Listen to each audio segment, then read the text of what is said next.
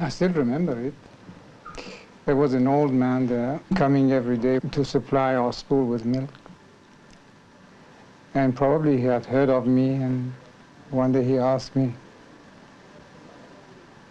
where are you coming from, Persia? I said, Persia. Oh, he said, oh, I know, it's in America. When I was in America in 1964, almost nobody knew where Iran was. And they would ask me questions like, you know, how did you get here? And I would say, I came with plane, of course. And they look as if they don't believe it. They couldn't believe, you know, we had planes. So after a while, I started saying, you know, I came with flying carpet. I came on a flying carpet. And they look as if they really believed it.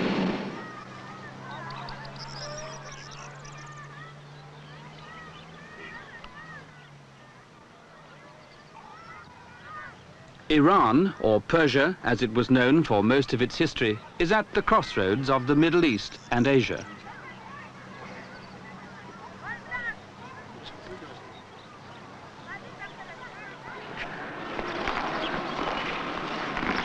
In the so-called free world, the image of Iran is of a land where oppression rules. It's often stated or implied that Iran is a police state. If it was, this series of film reports could not have been made. Iran is a paradox. It's an anti-communist state with a leader who is putting into practice the policies which some revolutionaries only shout about. Iran! Iran!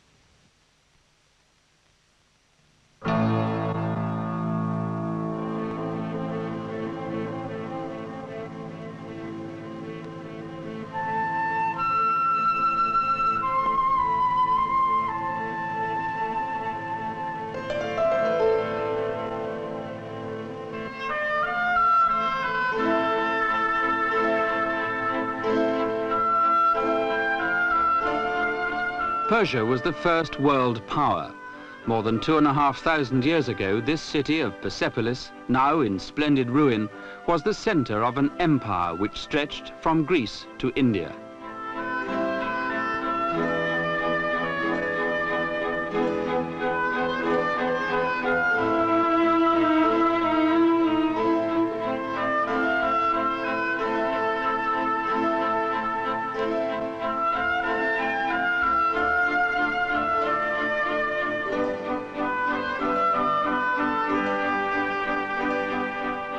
According to history, it's likely the Persians would have expanded still further and become the first supreme power in southeastern Europe if the Greeks of the mainland had not stopped them.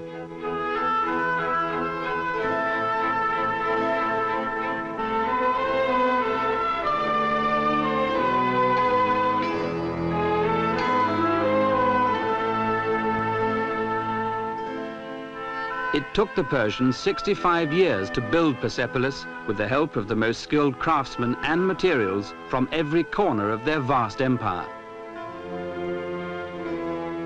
The conquering Greeks, led by Alexander, destroyed the city in a few days. He burned it deliberately because he saw in this the essence of the empire.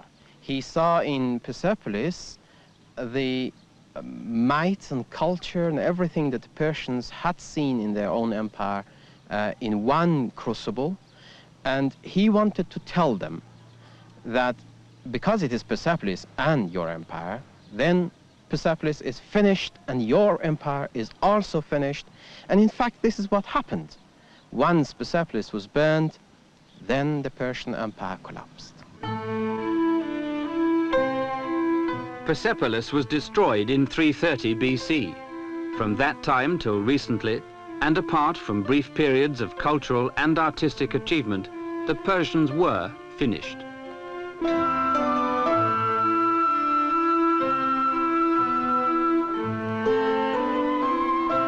From the late 17th century onwards, Iran's peasants were amongst the poorest and most backward in the world.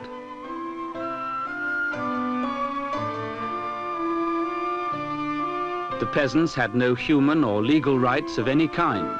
They were exploited without mercy, from within by the landlords and Iran's ruling elite, and from without by foreign powers, mostly Russia and Britain.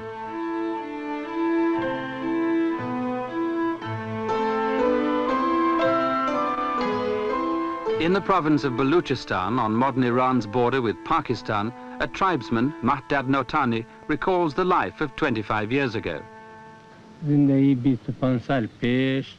25 years ago, if a vehicle passed through this area, the people in the vehicle would have been done for to begin with.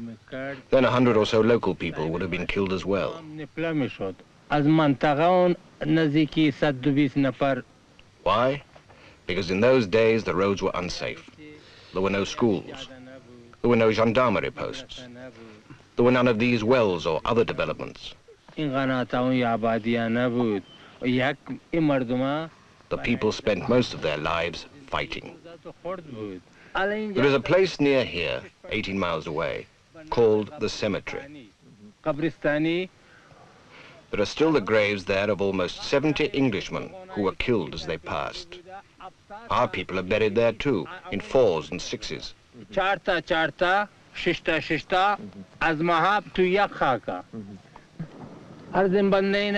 The cause of the killing in the cemetery I told you about was our own territory, our land and water.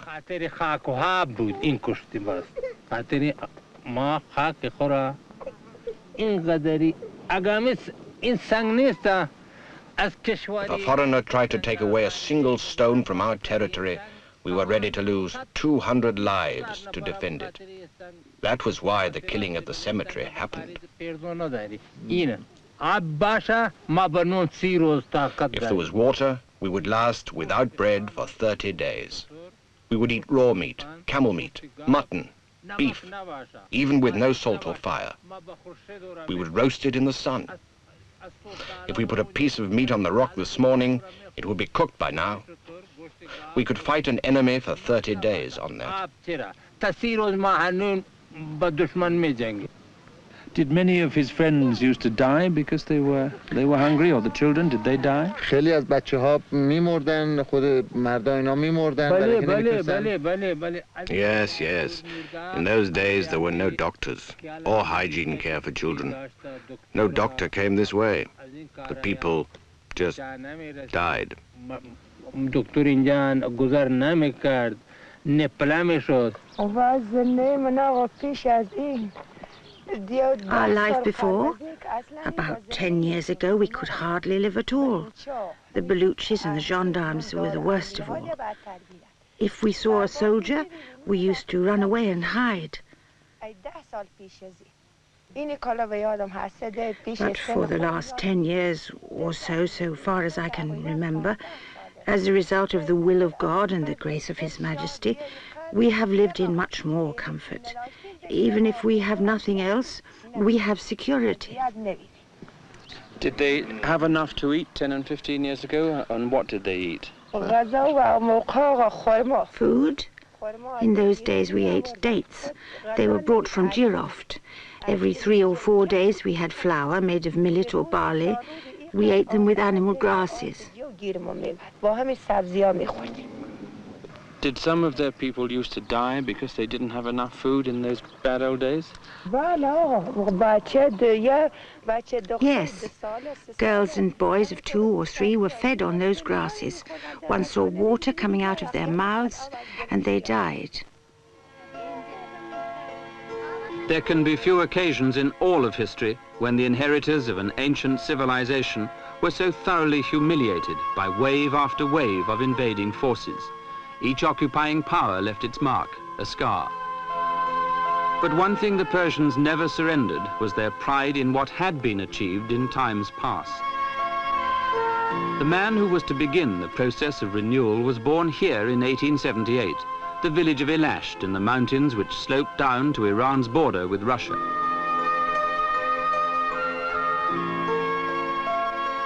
At the time of his birth here, the Russians and the British, though rivals, were well on their way to establishing complete control of Iran's economy and politics. The man from this village who was to challenge the big powers was illiterate. His name was Reza Khan.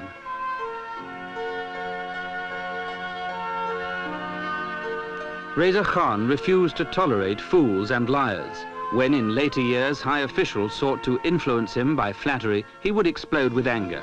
"Don't be a bloody fool," he would say. "I'm the son of a peasant." The spark which set ablaze the smouldering fire of Iranian nationalism was Britain's decision in 1919 to convert Iran into a vassal state. Reza Khan led Iran's nationalists in a successful coup against the government of Ahmed Shah, the last of the Qajar kings. They'd had enough of Ahmed Shah's continuing capitulation to foreigners.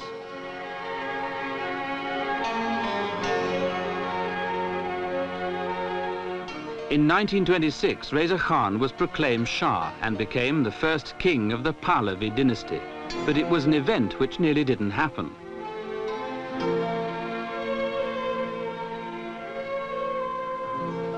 Reza Khan wanted Iran to become a republic with himself as president. He was eventually persuaded that Iran's traditions demanded a restoration of the monarchy.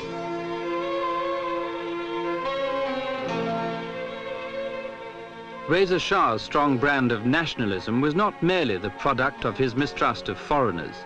His driving force was his faith in the capacity of his people to make Iran a great nation again.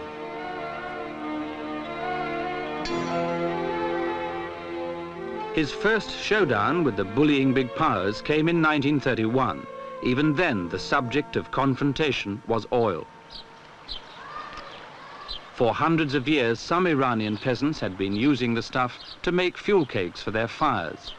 In 1901, the Qajar king awarded to an Australian prospector the exclusive exploration and exploitation rights throughout Iran for a period of 60 years. This key to Iran's future was virtually given away.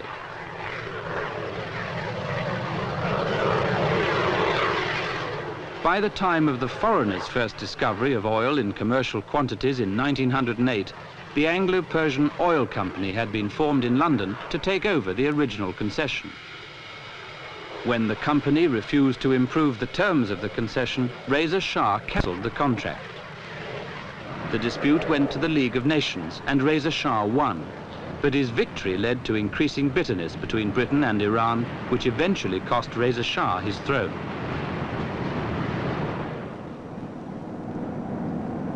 The creation of a communications network of roads and railways opened the way to development, progress and change. Under Reza Shah, the country was opened up. Law and order was restored. Nationalism was wielded into a single territorial force. The foundation stones for nation building were laid. Iran was on the move again. When the Second World War began, Reza Shah declared his country neutral. At dawn on the 25th of August 1941, the Allies invaded. The Russians from the north, British and Indian forces from the west and the south.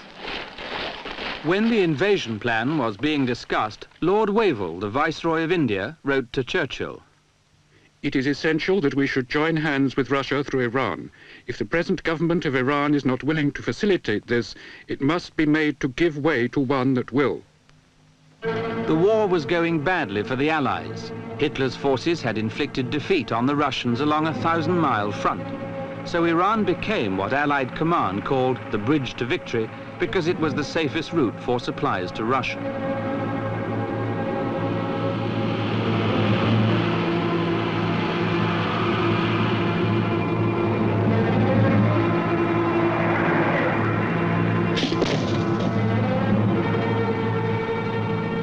Why the Allies resorted to invasion is still much debated. Reza Shah's refusal to be dictated to by the big powers was a major factor. But the records of both sides suggest that invasion wouldn't have been necessary if the Allies had been honest with Reza Shah and had taken him into their confidence. The British in particular were not prepared to do that. They were too prejudiced against the man who, before the war started, had signalled his intention to play a leading role in ushering in the twilight of the British Empire.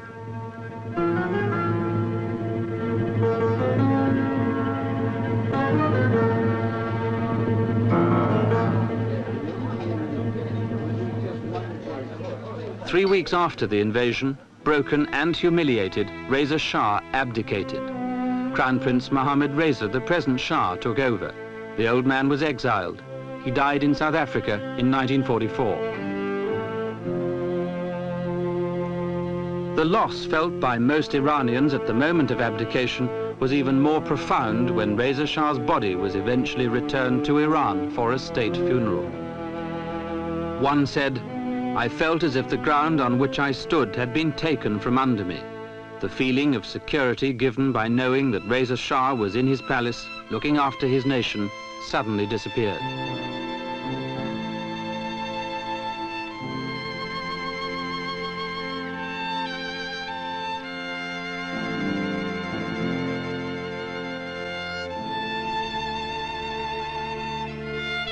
Reza Shah's defeat and humiliation was the moment when many Iranians lost faith in the belief, inspired into them by their king, that they could once more be the masters of their own future.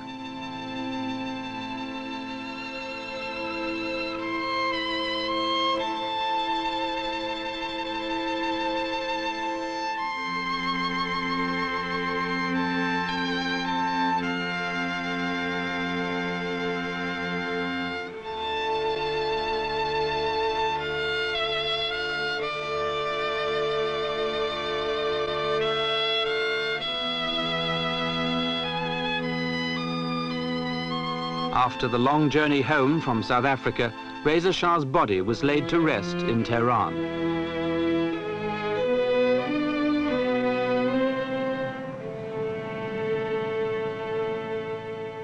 What is your interpretation of the events which ended with your father's abdication? Do you think, perhaps with hindsight, that he might have been a bit stubborn and refused to compromise and to some extent brought the trouble on himself? Or do you think the Allies were determined to force him to go? No, they were determined, no doubt. I was living every minute of those days. And I remember we sending messages to the Western countries that what do you want? We know that you are cooking up something. A reply never came. They wanted to get rid of somebody who was independent and who have eventually asked some price for the Allies to take advantage of all our lines of communication, our roads, our railroads. Do you know that during the war, 11 million tons of goods were transported through this country from the Western world to the Soviet Union? So they didn't want him to be around. What was it, do you think, that they objected to, that he was beginning to make Iran independent, beginning to strike out for independence? Sure. He was not one of those people who would have accepted a small messenger coming and transmitting messages that he had to obey or carry out. Not that I did. I also resisted in my way after I assumed but in fact, responsibilities. When you took over, I think the Allies for a few days even refused to recognize your succession. Yes, they did so. They knew little of me as a crown prince. I was rather outspoken in those days. And they thought, well, it will be the same story. Then, in order not to have the same burdens, they did their best, almost during the whole of the occupation of this country, to diminish the powers and the role of the sovereign in this country. Your basic problem, I think, when you took over, and you were not quite 21 in those circumstances, was that there was almost nobody around you you could trust. Even Iranian politicians were playing each other off against and with the foreign powers. That was a big problem, wasn't it? It was. it was. And this is why I say almost a miracle saved us at the end of the war, like a miracle saved us at the end of the First World War. This is why I'm so determinedly set on having some deep-rooted organization which will be the expression of the real people, not just the expression of a few rotten politicians. From the moment the Crown Prince became Shah at the age of 21, he was engaged in a long and bitter struggle with corrupt and self-seeking politicians from the country's ruling elite. But the young Shah's first priority was to develop a new foreign policy. He was determined to be more flexible and pragmatic than his father, a strength which his enemies misinterpreted as a weakness. By the time of the Tehran Conference in November 1943, the young Shah had forged a working relationship with Roosevelt, Churchill and Stalin. The British and the Russians had earlier promised to withdraw their forces from Iran within 6 months of the war's end. But Stalin continued the occupation and promoted a rebellion in the north. Eventually, the Shah refused to be intimidated by Stalin and sent his troops north to put down the rebellion. And with the help of international pressures, the Shah forced the Russians out. After this success for the Shah's new foreign policy, Iran's parliament met in a new mood of confidence. But the removal of the direct Russian threat only intensified Iranian bitterness towards Britain. In the years of street demonstrations, mob violence and assassinations which followed, the British, like the Russians, worked behind the scenes to exploit every dissident element for their own ends. The Communist Party, the Tudor, took the frontline role in demonstrations against the Shah. For a time, British oil interests actively encouraged the Communists. The violence of these years included the first attempt on the Shah's life.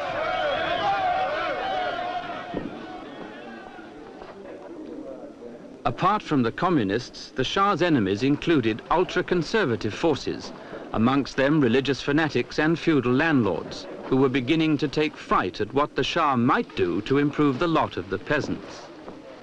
Would you recall for us the events of the 4th of February 1949, which was in fact the first attempt to assassinate you at Tehran University?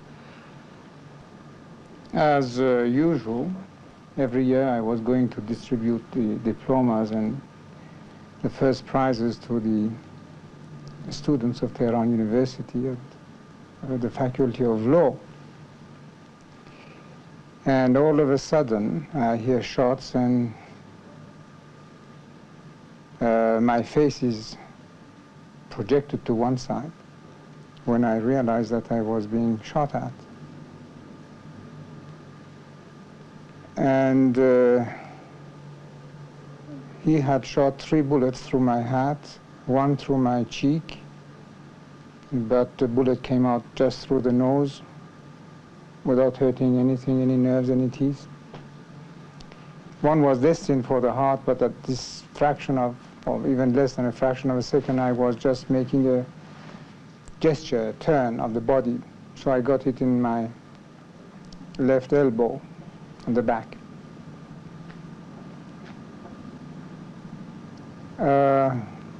The man was killed because he was trying to escape.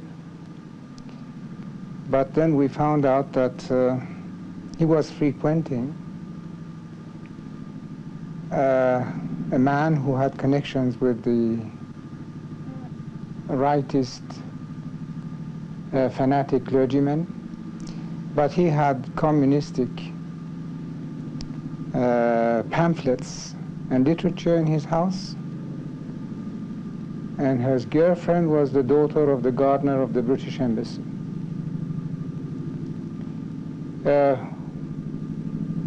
I can't say for sure what he was, but anyway, this is what we found out. For the next 4 years, the Shah became a prisoner of events. The man who controlled those events was Iran's Prime Minister of the period, Dr. Mohammad Mossadegh. Mossadegh became the popular hero of Iran because he told the people what they most wanted to hear. the arrogant foreigners could be humbled and made to pay much more for Iran's oil.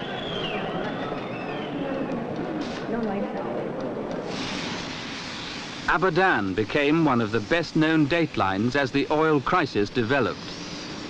When Britain refused to pay a penny more for oil, Iran nationalized. The British replied with an economic and diplomatic offensive aimed at the economic strangulation of Iran.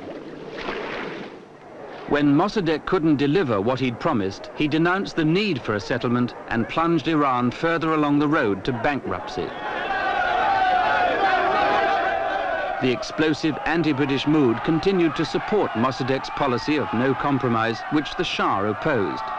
But when Mossadegh showed his intention to eliminate the Pahlavi dynasty, he overplayed his hand. His broad-based support began to evaporate. At the final showdown in August 1953, his support was coming mainly from the communists. He had become their prisoner. Obviously, the communists were 100% behind him because they knew that they could topple him in no time. In matter of fact, when he was thrown out by the revolution of the people, and when we occupied the two-day headquarters and from some of the officers belonging to the party, we found out that they planned to overthrow him 2 weeks after my departure. So if he had beaten you, he would have been overthrown 2 weeks later, not more. And in that case, Iran would have been in danger of becoming a communist state? Another republic, yes. Under Mossadegh, the number of communist officers in Iran's armed forces rose from 100 to 600 in less than a year, and a soldier of the Imperial Guard was involved in a later attempt on the Shah's life. You finally gave a decree for Mossadegh's arrest, and he reacted by proclaiming the coup. But you left the country for Baghdad, where you were very nearly arrested, I think, by your own ambassador. Did you think it a gamble at the time? Did you think you might not be coming back? Well, you think of everything, obviously. But my going was prepared. It was planned. That if my firman or my orders were not obeyed and carried out immediately, next move would be my departure. According to most Western accounts of the final struggle between you and Mossadegh, the CIA played a big role in restoring you to power. Precisely what role did the CIA play in that? Well, the CIA, like your people, like all the Western countries of the world, they were just trembling at seeing the rule of Mossadegh continuing. Some of the people involved from the CIA have already spoken, and they might elucidate this even more. CIA spent not more than $70,000 in this country during those days. If you can stage a coup with $70,000, then you can rule the whole world with just a couple of millions. So you're saying they exaggerate, and Western accounts exaggerate? Well, to that extent, you can draw your own conclusions. What can you do with $70,000? Whatever the precise truth about the Shah's return to Iran in triumph after Mossadegh's defeat, one thing is for sure. Those who rose up in support of the monarch wouldn't have charged Mossadegh's machine guns with their bare hands for a fistful of dollars. The Shah had on occasions to appear as a nationalist prepared to compromise because he was determined to avoid his father's mistake of pushing the big powers too far, too fast.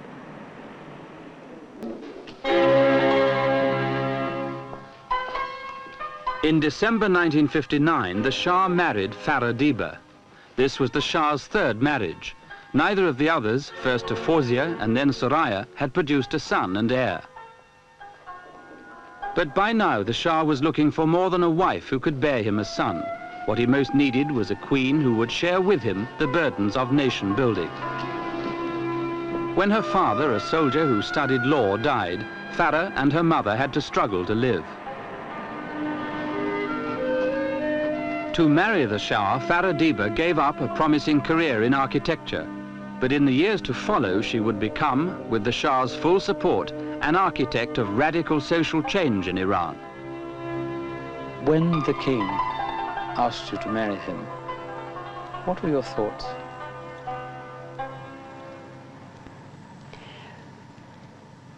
Well, you know, I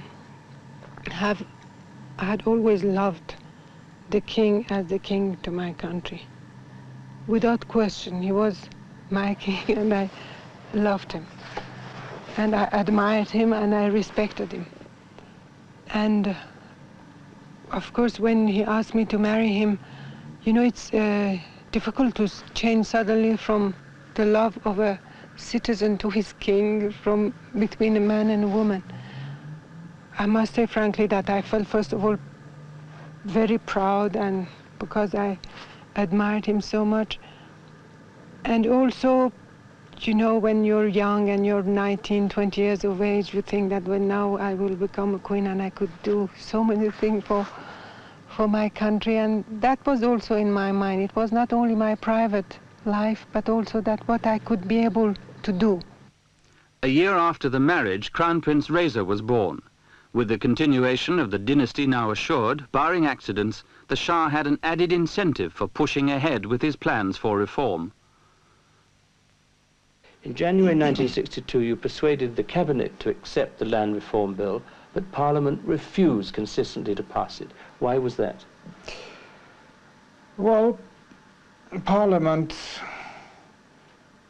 were mostly belonging to the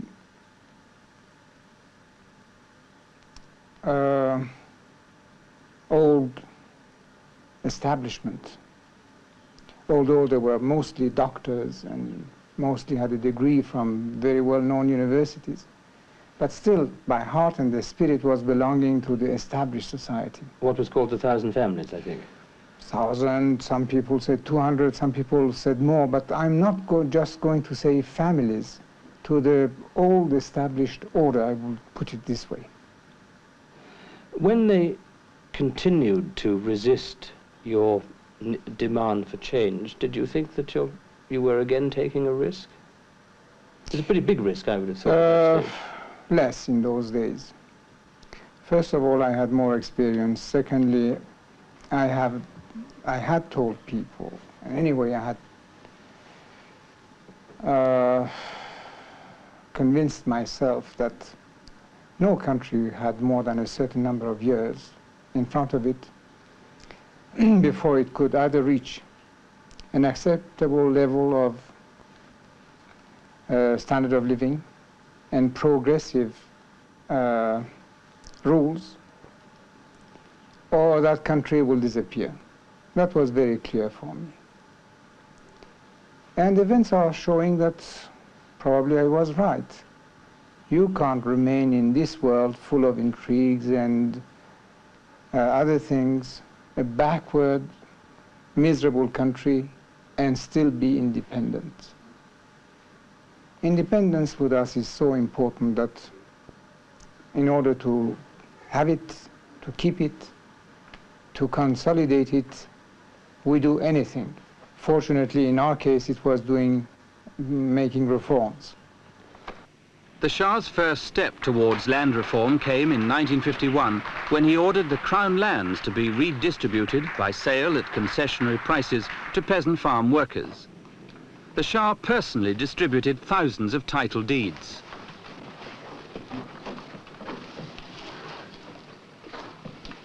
The new landowning peasants were given 25 years to pay for the land. The funds so received were ploughed back into providing supporting services for the farmers.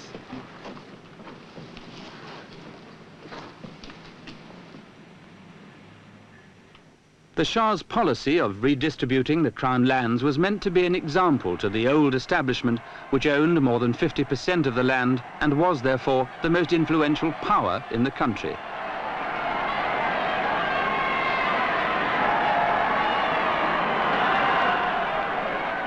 The Shah's battle with the feudal landowners and their allies of the extreme right and left was long and bloody and included another attempt on his life.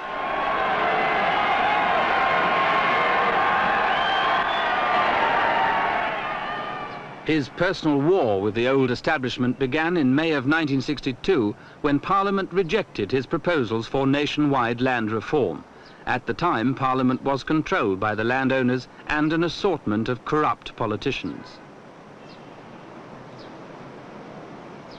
The Shah went over the heads of the politicians and appealed directly to the people for support for his reform program. At a special congress in Tehran, attended by 4,000 peasant delegates from all over the country, he made this commitment. I cannot remain a neutral onlooker in the struggle against the forces of evil, but have taken up the banner myself. So that no power can reinstate the regime of slavery in the villages and plunder the nation's wealth for the benefit of a minority, I have decided to refer these reforms to a referendum.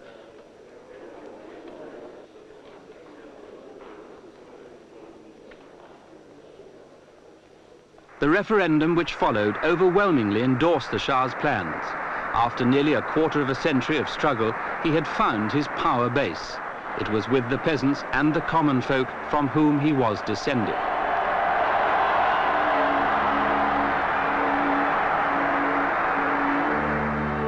But to this day, the war against poverty and injustice which the Shah launched at the Peasant Congress has not been finally won.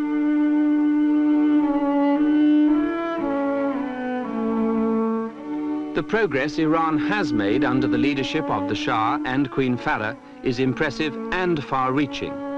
But because the country was so poor, much still needs to be done. Most ominous of all, some of the old feudal mentality remains in Iran.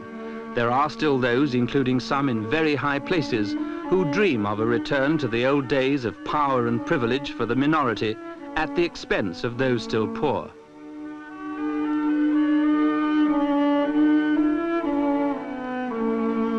When the Shah launched his ambitious program of land reform, he said, "What we have started is not a reform limited to land, but something that will change Iranian society."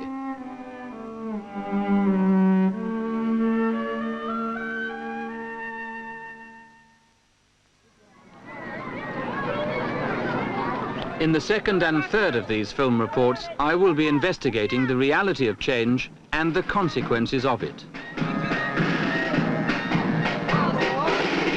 What happens when a nation ceases to be merely the object of the policies of others and becomes a developing country whose decisions and actions will play an increasing part in shaping the destiny of all nations.